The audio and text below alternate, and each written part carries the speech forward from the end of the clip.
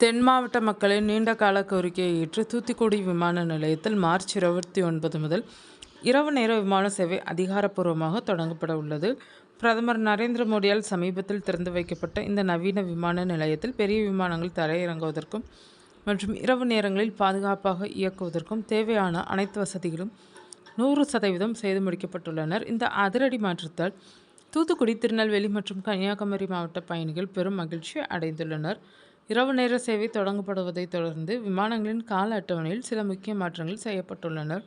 அதன்படி சென்னையிலிருந்து மாலை 6:15 மணிக்கு புறப்படும் விமானம் இரவு 7:55 மணிக்கு தூத்துக்குடி வந்தடையும். அதேபோல் மறுமார்க்கத்தில் தூத்துக்குடியிலிருந்து இரவு 8:15 மணிக்கு புறப்பட்டு இரவு 9:45 மணிக்கு சென்னையை சென்றடையும் வகையில் புதிய அட்டவணை வடிவமைக்கப்பட்டுள்ளது. இதர பகல் நேர விமானங்களின் நேரங்களிலும் சிறிய மாற்றங்கள் செய்யப்பட்டுள்ளதால் பயணிகள் முன்கூட்டியே சரிபார்த்து கொள்ள அறிவுறுத்தப்பட்டுள்ளனர்.